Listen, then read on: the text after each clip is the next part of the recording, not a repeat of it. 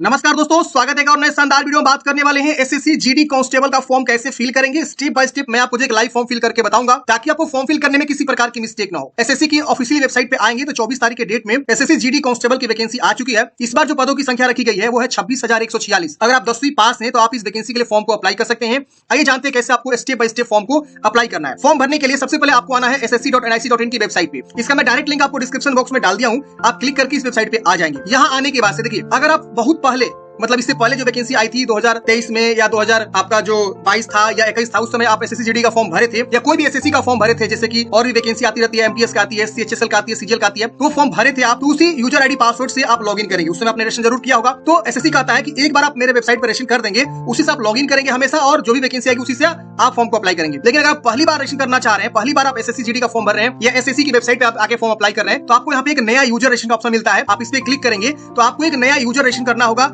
और उसके बाद जब आपको यूजर आईडी पासवर्ड मिल जाएगा तो लॉगिन करके आप फॉर्म को अप्लाई करते हैं। तो देखिए, इस प्रकार से आपका जो है नया रजिस्ट्रेशन करने का ऑप्शन खुल जाता है। ये जानकारी, बेसिक जानकारी भरनी होती है और आपको रजिस्ट्रेशन यहाँ पे करना होता है। बहुत ही सिंपल प्रोसेस है। ऑलरेडी मैंने बहुत बार जो है इसके ऊपर वीडियो बनाया हुआ कि कैसे आपको रजिस्टर करना है। वीडियो नहीं देख लीजिएगा, लिंक आपको डिस्क्रिप्शन बॉक्स में डाल दिया हूँ। मेरे पास एक पुराने कैंडिडेट्स है जिनका मैं यूजर आईडी पासवर्ड से यहाँ लॉगिन करने वाला हूँ। आप भी अपना यूजर आईडी पासवर्ड से लॉगिन करके फॉर्म को अप्लाई कर सकते हैं अगर आप पहले जो एसएससी का फॉर्म भरे थे। तो अगर आप यूजर आईडी पासवर्ड भूल चुके हैं तो यहाँ देखिए फॉरगेट पासवर्ड का भी ऑप्शन है। आप इस पे क्लिक करेंगे, यहाँ अपना राज्य चुनाव करेंगे, फिर यहाँ पे कोई ईमेल आईडी या मोबाइल नंबर लिखेंगे। मान लीजिए हम यहाँ पे ईमेल आईडी लिखते हैं अपना, सपोज। इसके बाद हम यहाँ पे जो है सबमिट करेंगे ना, तो यहाँ पे जो है मेरे ईमेल आईडी पे एक ओटीपी जाएगा, मोबाइल पे भी ओटीपी जाएगा, दोनों में से कोई एक होना चाहिए। जैसे ओटीपी जाएगा ना, ओटीपी वेरीफाई करेंगे तो तुरंत आपका रजिस्ट्रेशन नंबर शो हो जाता है जो आपका यूजर नेम होता है, और पासवर्ड बोलता है तुरंत बना लीजिए। तुरंत पासवर्ड बना लेते हैं, आपका जो है आईडी रिकवर हो जाता है। इजीली जो है आप आईडी रिकवर कर लेते हैं। तो ये भी प्रोसेस है। अगर आप फॉरगेट करना चाहते हैं तो ऐसे आप फॉरगेट भी कर सकते हैं। तो चलिए अब आप जानते हैं कैसे फॉर्म को अप्लाई करना है। तो मेरे पास एक यूजर आईडी पासवर्ड है। हम क्या करेंगे, यूजर आईडी पासवर्ड लिखेंगे और लॉगिन करेंगे। लॉगिन करते हैं फ्रेंड्स, इस प्रकार से आपका जो है कांस्टेबल जीडी का जो है फॉर्म आपको दिख जाएगा आपका डैशबोर्ड पे। यहाँ पे आपको अप्लाई का ऑप्शन मिलेगा, अप्लाई पे क्लिक करेंगे। अप्लाई पे कंटिन्यू करने से पहले जैसे अप्लाई पे क्लिक करेंगे, इस प्रकार से आपका जो है जानकारी खुल के आ जाएगा। जो आप रजिस्ट्रेशन करते वक्त जानकारी दी थे वो सारा जानकारी यहाँ पे आएगा। यहाँ देखिए एग्जामिनेशन 2024 एसएससी जीडी यहाँ पे शो हो रहा है। अब यहाँ पे देखिए एक चीज विशेष ध्यान देना है आपको। अगर आप रजिस्ट्रेशन में कुछ भी मॉडिफाई करना चाहते हैं तो अप्लाई करने से पहले यहाँ देखिए मॉडिफाई रजिस्ट्रेशन का ऑप्शन मिलेगा। आप मॉडिफाई रजिस्ट्रेशन पे क्लिक करके मॉडिफाई जरूर कर लीजिएगा।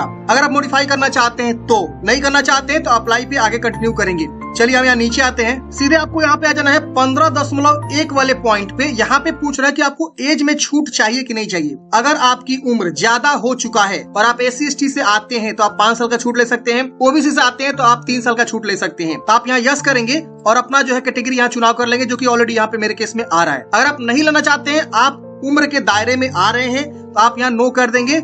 ये आप उम्र छूट नहीं ले पाएंगे, ठीक है ना। तो ऐसे आपको बता देना। अगर आपके पास एनसीसी है तो हाँ करेंगे और अपना सर्टिफिकेट बताएंगे किस प्रकार का एनसीसी सर्टिफिकेट है आपके पास। नहीं है तो आप इसे नो कर देंगे। इसके बाद से आपको जो है preference of examination centre, exam centre का प्रीफरेंस देना है। तो यहाँ पे आप बताएंगे पहला एग्जाम सेंटर आप कहाँ रखना चाहते हैं, फिर दूसरा कहाँ रखना चाहते हैं, तीसरा कहाँ रखना चाहते हैं। ऐसा भी एग्जाम प्रीफरेंस दे सकते हैं अपने अकॉर्डिंग, जहाँ मन वहाँ आप दे सकते हैं। Medium of computer based examination, किस एग्जाम मतलब किस लैंग्वेज में आप एग्जाम देना चाहते हैं, आपका कौन सा माध्यम रखेंगे। तो जैसे यहाँ हिंदी, इंग्लिश, असामी, बंगाली, गुजराती, तमाम लैंग्वेज का ऑप्शन दिया हुआ है। तो आप अपने अकॉर्डिंग यहाँ से चुनाव कर लेंगे किस लैंग्वेज में आप एग्जाम देना प्रेफर करेंगे। दोबारा यहाँ पे उसको चुनाव कर लेना है, 2 बार आपको बताना है। इसके बाद से स्टेट ऑफ डोमिसाइल, किस राज्य के निवासी अपना राज्य का चुनाव करेंगे। दोबारा जो है राज्य का चुनाव करेंगे, किस राज्य के निवासी है, किस जिला के निवासी है, ये भी आपको दोबारा यहाँ पे चूज कर लेना है 2 बार। फिर पूछ रहा है कि have you migrated from the state of your origin to another state, किसी दूसरे राज्य से दूसरे राज्य में आप जो है माइग्रेटेड हुए हैं। अगर उसके कैंडिडेट से तो हाँ करेंगे। और यहाँ पे इस तरह से आपको बताना होगा कि whether you would like to avail the benefits, कहाँ पे आप जो है बेनिफिट्स लेना चाहते हैं। इफ यू सिलेक्ट नो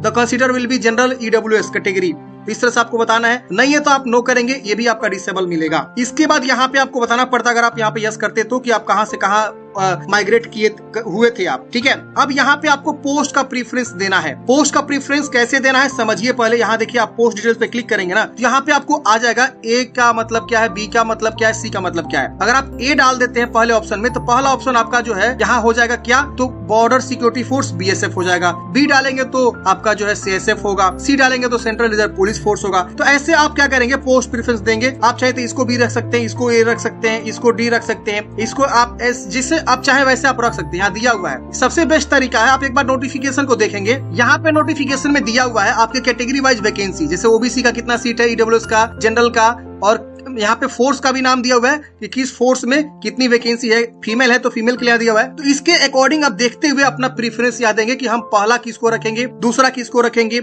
इस तरह से आप अपना प्रीफरेंस को देंगे। तो यहाँ पे आप देने दो बार यहाँ पे आपको लिखना है, ऊपर जो लिखेंगे सेम यहाँ दोबारा आपको रिपीट कर देना है। तो फ्रेंड्स हमने इस प्रकार से जो है पोस्ट प्रीफरेंस दे दिया है, ऊपर जो लिखेंगे सेम नीचे भी आपको लिखना होगा। तो ये आप सही समझ के दीजिएगा।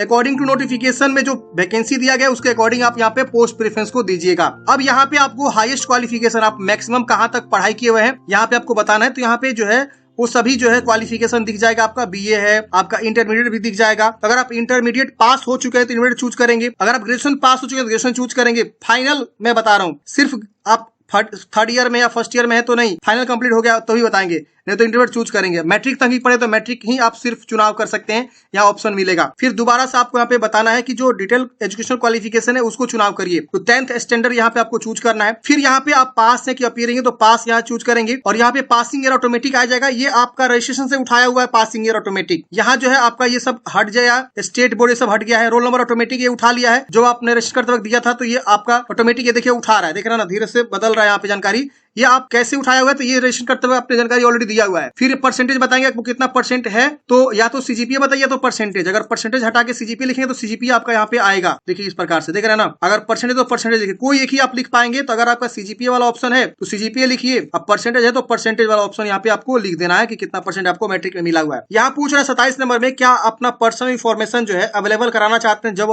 अपॉर्चुनिटी के लिए। आप चाहे तो यस भी कर सकते हैं, आप चाहे नो भी कर सकते हैं, कोई दिक्कत नहीं होने वाला है। फिर आपको नीचे आनी है, यहाँ पे अब आपको जो फोटोग्राफ और सिग्नेचर अपलोड करनी है। नीचे में आपका ऊपर में थोड़ा सा एड्रेस शो करता है, आप देख लेंगे। यहाँ फोटोग्राफ का गाइडलाइंस देना है। यहाँ पे आपको फोटो के नीचे कोई भी डेट वगैरह मेंशन नहीं करना है, ये गाइडलाइंस में ऑलरेडी दिया हुआ है। आप नोटिफिकेशन पढ़ेंगे ना तो यहाँ पे आपको एक जो है एनेक्सर 3 दिया हुआ है। एनेक्सर 3 में ये बताया गया कि आपको फोटो के नीचे कोई भी ये सब नहीं देना है। उन्होंने जो है एक इस तरह से देखिए एनेक्सर 3 में इन्होंने जो है स्पाइस में ना फोटोग्राफ्स दिया हुआ है कि फोटोग्राफ किस प्रकार से हम एक्सेप्ट करेंगे। ये फोटो एक्सेप्टेबल फोटो है, इस तरह से फोटो आपको लगाना है। पहले रूल था कि फोटो के नीचे डेट नाम लिखना था, लेकिन अब ये रूल हटा दिया गया है। बिल्कुल आपको टेंशन नहीं लेना है, बस इतना ख्याल रखना है कि आपका फोटो जो है 24 अगस्त 2023 के बाद का होना चाहिए, उससे पहले का फोटो नहीं होना चाहिए। बस इसको यहाँ डिक्लेयर कर देना कि हाँ मेरा फोटो जो है 24 अगस्त 2023 के बाद का है, यहाँ बस यस कर देना है। ठीक है ना, यस हमेशा ध्यान रखिएगा, सबको यहाँ पे यस करना है। फिर यहाँ फोटोग्राफ को चूज करेंगे, 20 से 50 के भी recent colour passport size photograph आप अटैच करेंगे। कोई सिंगल बैकग्राउंड हो, व्हाइट बैकग्राउंड हो या ब्लू बैकग्राउंड हो, कोई बढ़िया क्वालिटी का जो है फोटो आपको अटैच करना है। सेल्फी वगैरह कुछ नहीं, सिंगल बैकग्राउंड, बढ़िया फेस, आपका चेहरा अच्छा सा दिखना चाहिए। यहाँ देखिए दिया हुआ है इस प्रकार से, देख रहे हैं ना गाइडलाइंस में। इसके वजह से सिग्नेचर आप यहाँ पे अटैच करेंगे। सिग्नेचर जैसे भी आप करते हो वैसे सिग्नेचर अटैच करेंगे। कई सारे लोग गलती करते हैं सिग्नेचर में कि वो जो है क्या करते हैं कैपिटल लेटर में सिग्नेचर कर देते हैं, वो बिल्कुल गलत प्रैक्टिस होता है। सिग्नेचर आपका जो है सही होना चाहिए, अच्छा सिग्नेचर होना चाहिए। कैपिटल लेटर में सिग्नेचर कभी नहीं होता, आप किसी का देखें कैपिटल लेटर में सिग्नेचर नहीं, तो सही से सिग्नेचर को अटैच करेंगे। 20 से कम होना चाहिए, 10 से 20 के बीच साइज होना चाहिए। फिर यहाँ पे यस कर देंगे, यहाँ पे नीचे आएंगे, इसको एग्री करेंगे, इस कैप्चा कोड को भरेंगे और प्रीव्यू पे क्लिक करेंगे। प्रीव्यू करते हैं फ्रेंड्स, आपका पेज प्रीव्यू यहाँ दिखेगा। आप जानकारी को वेरीफाई करेंगे, जो भी अपनी जानकारी यहाँ पे दिया है सब चीज सही है। और इसमें कुछ भी गलती है तो आप यहाँ मॉडिफाई करेंगे, एडिट मॉडिफाई का ऑप्शन है। नहीं गलती है तो यहाँ पे आप फॉर्म को सबमिट करेंगे। सबमिट करते बोलेगा कि you can't edit after final submission, मतलब फाइनल सबमिट करने के बाद से आप दोबारा एडिट नहीं कर सकते हैं। चलिए ओके करते हैं। ओके करते ही आपका फॉर्म यहाँ देखिए लिख रहा है कि एप्लीकेशन फॉर्म इज रिसीव्ड, मतलब आपका फॉर्म जो है रिसीव्ड हो चुका है। कंटेंट नॉट वेरीफाइड, अब आपको इसका टेंशन नहीं लेना है। कंटेंट अब ये एसएससी वालों का काम है कि आपके कंटेंट को वेरीफाई करेंगे और जो है एडमिट कार्ड जारी करेंगे। आपका बस यहाँ दिखा देना एप्लीकेशन फॉर्म इज रिसीव्ड, बस डन, ऑल डन। यहाँ ऑल डन हो चुका है। अब आपको ओके कर देना है। ओके करके अब आपको प्रिंट निकालना है। तो प्रिंट यहाँ देखिए ऑप्शन मिलता है प्रिंट का। अगर आपका एप्लीकेशन फिर लगता है तो यहीं पे आपको तीसरे ऑप्शन में यहाँ पे बनता कि पे नाउ का, तो पे नाउ पे क्लिक करते, पेमेंट जमा करते 100 रुपए का एप्लीकेशन फी, और फिर आपका जो यहाँ पे फाइनल सबमिट होता है। लेकिन मेरे केस में यहाँ पे SC ST है तो यहाँ पे फी नहीं लग रहा है, फीमेल है तो आप फी नहीं लगेगा। आप सीधे यहाँ पे प्रिंट पे क्लिक करेंगे, प्रिंट आउट निकाल लेंगे। पेमेंट पे जाके देखना चाहते हो, यहाँ लिखेगा कि आपका फॉर्म जो है यहाँ पे फी माफ है। यहाँ देखिए you are accepted from fee payment, okay, यानी आपका फी माफ है। अगर आप मान लीजिए पैसे जमा करते हैं, आपका पैसा कट जाता है, सक्सेस नहीं होता, उस केस में आप जो है डबल वेरिफिकेशन ऑफ पेमेंट पे क्लिक करके अपना जो पेमेंट को वेरिफिकेशन कर सकते हैं। और एप्लीकेशन स्टेटस पे क्लिक करके एक बार एप्लीकेशन को देख लेंगे। यहाँ वाला जो लास्ट वाला ऑप्शन है एप्लीकेशन रिसीव्ड, ये हो चुका है कि नहीं हो चुका है, तभी आप मानेंगे कि आपका फॉर्म फाइनल सबमिट हो चुका है। अगर आपका जो है एप्लीकेशन रिसीव्ड नहीं दिखा रहा है तो आपका फॉर्म सबमिट नहीं हुआ है, आपको सबमिट करना पड़ेगा सही से। तो ये आपको स्टेटस में जरूर आगे चेक कर लेना है कि हाँ आपका फॉर्म फाइनल सबमिट हो चुका है। अगर आप दोबारा प्रिंट करना चाहते हैं, दोबारा यहाँ प्रिंट का ऑप्शन मिलेगा, इस पर क्लिक करेंगे, आपका ये प्रिंट आउट निकल जाएगा। देखिए आपका पीडीएफ, आप इसे प्रिंट आउट निकाल के हार्ड कॉपी अपने पास सुरक्षित रख लेंगे। एप्लीकेशन रिसीव्ड यहाँ पे भी लिखा हुआ है, देख सकते हैं यहाँ पे आपका बारकोड के जस्ट नीचे, तो यहाँ पे आपको पढ़ लेना है application received. I hope friends आपको समझ में आया होगा कि एसएससी जीडी कांस्टेबल का फॉर्म कैसे फिल करेंगे। आपके मन में कोई भी डाउट है कमेंट में पूछेगा। मिलते हैं नेक्स्ट वीडियो में। जय हिंद।